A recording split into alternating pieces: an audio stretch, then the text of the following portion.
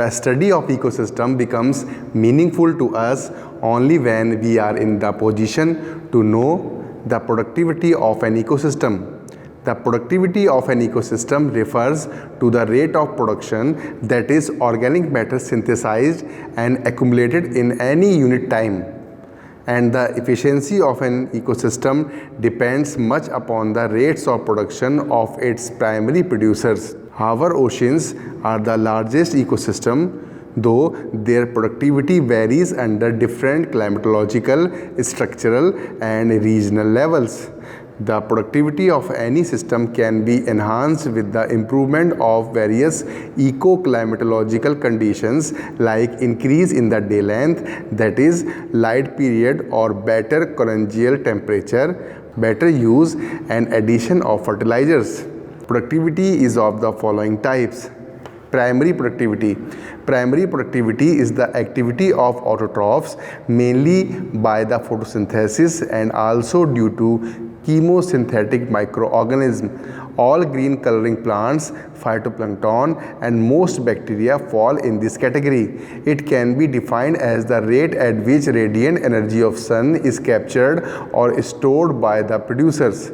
It can be classified under following two types. Gross primary productivity. It is the total rate of photosynthesis which includes the organic matter used up during respiration at the time of estimation of the productivity.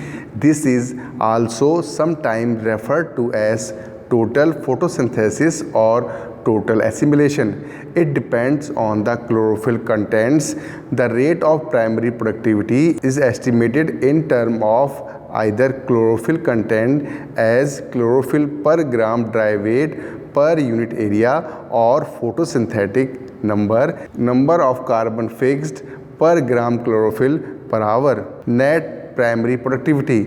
This is the rate of production stored in form of organic matter in excess to the respiratory utilization of the productivity.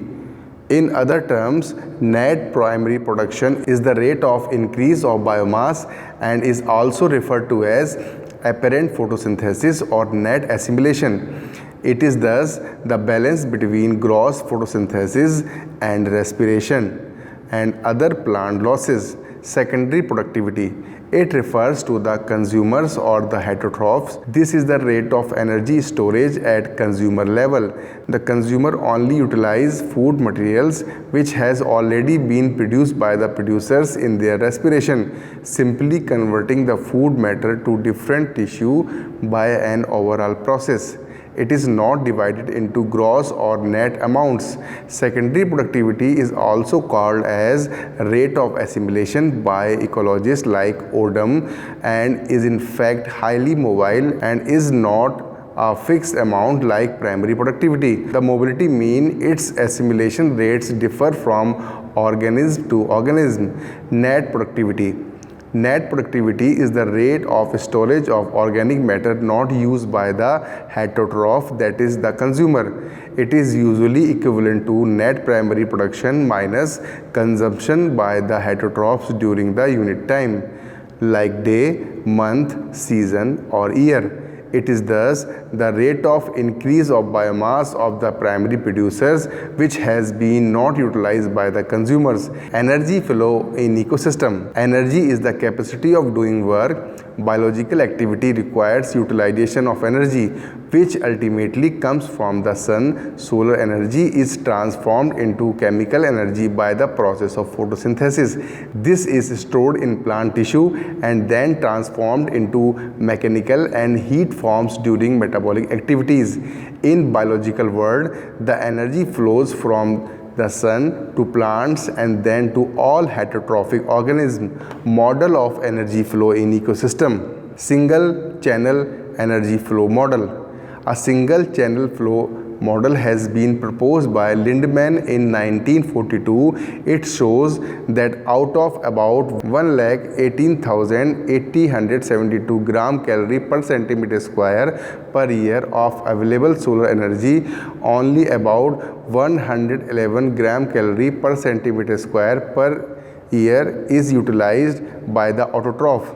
This means just 0.10 percent of solar energy is being utilized by the producer of our ecosystem, while 99.9% remain unutilized. Out of total energy being utilized, about 21% or 23 gram calorie per centimeter square per year is consumed in metabolic reactions or autotrophs for growth, etc. 15 gram calorie per centimeter square per year is consumed by herbivores which feed upon the producers. This is equal to 17% of the net autotroph production. 3.4% of the net production goes for the decomposition. 79.5% of the net production is not utilized at all but becomes part of the accumulating sediments. Thus, collectively, three major fates, that is decomposition, herbivory and not utilization, are equivalent to the net production. Out of about 50 gram calorie per centimeter square per year available at herbivorous level, about 30% is used in metabolism. Thus, more energy is lost by herbivores than the autotrophs. Again, there is considerable amount of energy available for the carnivores, which is 10.5 gram calorie per centimeter square per year or 70%. Again, is not fully utilized. Only 3 gram calorie per centimeter square per year or about 28.6% of net production passes to the carnivores. At carnivores level, about 60% of the carnivores energy intake is consumed in metabolic activity, while the remainder becomes part of the unutilized sediments. Thus, only very little part of this is subjected to decomposition yearly. This high respiratory loss compares with the 30% by herbivores and 20% by autotroph in this ecosystem. Y-shaped energy flow models. Y-shaped model further indicates that the two food chains, namely grazing food chains and detritus food chains, are not completely isolated from one another. The grazing food chains begins with the green plants base going to herbivores, and the detritus food chains begin with the dead organic matter acted by microbes, then passing to detrivores and their consumers. For instance, dead bodies of small animals that were once part of the grazing food chains become incorporated in the detritus food chain, as do the faces of grazing food animals. Functionally, the distinction between the two is of time lag between the direct consumption of living plants and ultimate utilization of dead organic matter. The importance of the two food chains may differ in different ecosystems. In some, grazing is more important. In other, detritus is major pathway. The important point in Y-shaped model is that the two food chains are not isolated from each other. This Y-shaped model is more realistic and practical working model than the single channel model because it confirms to stratified structure of ecosystem. It separates the grazing and detritus food chain in both time and spaces, and that the micro consumers and macro consumers differ greatly size metabolism relations. It must, however, be remembered that these model depicts the basic pattern of energy flow in ecosystem. In practice, under natural conditions, the organisms are interrelated in a way that several food chains become interlocked, result into a complex food web. We have already referred to food web in grassland and in pond ecosystem. The complexity of food web depends on the length of the food chains. Thus, in nature, there operates multi-channel energy flows, but in these, the channel belongs to either of the two basic food chains, that is, will be either a grazing or a detritus food chain. Interlocking pattern of such several chains in a food web of an ecosystem would lead to a multi-channel flow of energy.